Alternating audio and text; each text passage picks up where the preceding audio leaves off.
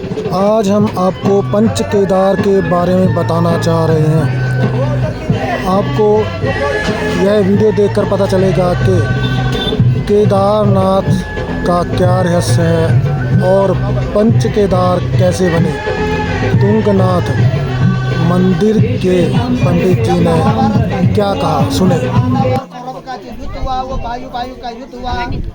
उसमें पांडवों ने अपने भाइयों को गुरु द्रोणाचार्य जैसे अपने गुरुओं को मारा।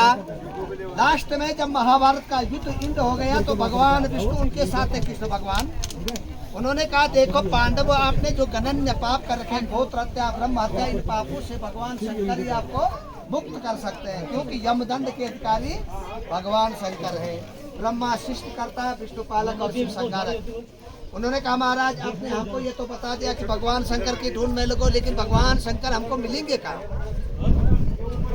तो भगवान विष्णु उनके साथ तो थे ही। उन्होंने कहा देखो पांडवों, आप अभी जो है कि काशी में चले जाइयो, काशी में आपको भगवान शंकर मिल जाएंगे। लेकिन पांडव जैसे ही काशी में पहुंचे तो भगवान शंकर हिमालय क्षेत्र की ओर निकल पड़े।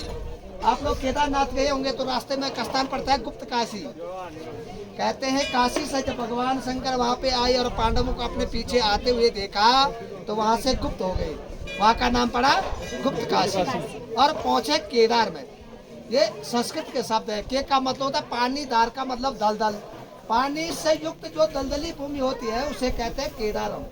जब भगवान शंकर केदार में पहुँचे, उन्होंने देखा पांडव यहाँ भी पीछा कर, क्योंकि पांडव में भी भगवान का अंश था। उन्होंने कहा पांडव यहाँ भी पीछा कर रहे थे। उन्होंने वहाँ पे महिष रूप धारण किया। महिष किसको बोलते हैं? भैंस को।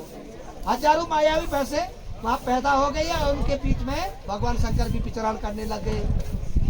लेकिन पांडव जैसे वहाँ पे गए, उन्होंने कहा इस हिमालय क्षेत्र में हजारों भैंसे विचरण कर रही है, अगर इनमें भगवान शंकर होंगे तो हम पहचाने।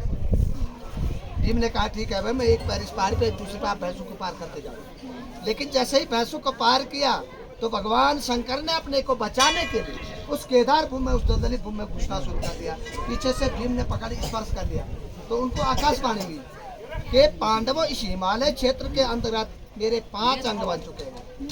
केदारम मध्यमम तुंगम रुद्रम कल्पेश्वर हिमालय पंच केदारम स्मृते नित्यम महापातक नाशनम। आपके महान से महान पाप दूर हो सकते हैं। आप 5 केदारों की ढूंढ खोज करिए। लेकिन आपने इतने गणन्य पाप कर रखे हैं, फिर भी मैं आपको मुखमंडल के दर्शन नहीं दूंगा।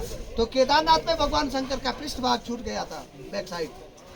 वहाँ पे युधिष्ठिर महाराज ने पृष्ठभाग को मान करके शिवार्चन किया। दूसरा केदार आता है मध्यमेश्वर, वहाँ पे भीम ने मध्य भाग को मान करके शिवार्चन किया। तीसरा तुंग, मैंने अभी आपको बताया कि ये विश्व का शिव मंदिरों का सबसे शिखर का मंदिर है।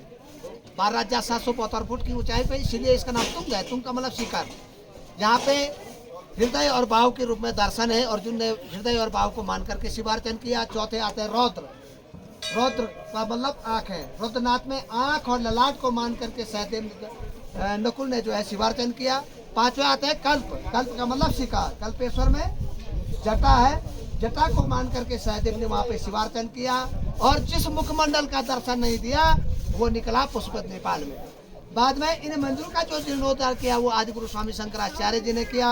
आदि गुरु स्वामी शंकराचार्य जी ने ही सनातन धर्म का जीर्णोद्धार किया। अगर ये पांडव काल के मंदिर है तो लगभग 5,500 साल पुराने मंदिर है। और आदि गुरु स्वामी शंकराचार्य जी ने इनका अगर जीर्णोद्धार किया तो लगभग 8वीं शताब्दी के है, लगभग 1250 साल पुराने मंदिर है। यहाँ से एक स्थान है चंद्रशिला, कहते हैं चंद्रमा ने वहाँ पे तपस्या किया, ठीक है। और वहीं से शुक्ल पक्ष और कृष्ण पक्ष की उत्पत्ति हुई। और सब लास्ट चोटी है चंद्रशिला यहाँ पे, जो 13,750 फुट की ऊंचाई पे है। बोलो तुंगेश्वर भगवान की जय। हर हर महादेव, हर हर महादेव। ਆ ਤੁਸੀਂ ਇਤਿਹਾਸ ਸੁਣਿਆ ਤੁੰਗੇਸ਼ਵਰ ਮਹਾਦੇਵ ਅਤੇ 5 ਕੇਦਾਰਾਂ ਦਾ। ਆਸ਼ਾ ਹੈ ਕਿ ਤੁਸੀਂ ਅੱਗੇ ਵੀ ਸਾਰਿਆਂ ਨੂੰ ਇਹ ਵੀਡੀਓ ਸ਼ੇਅਰ ਕਰਕੇ ਇਸ ਬਾਰੇ ਜ਼ਰੂਰ ਦੱਸੋਗੇ। ਬੰਮ ਬੰਮ ਬੋਲੇ।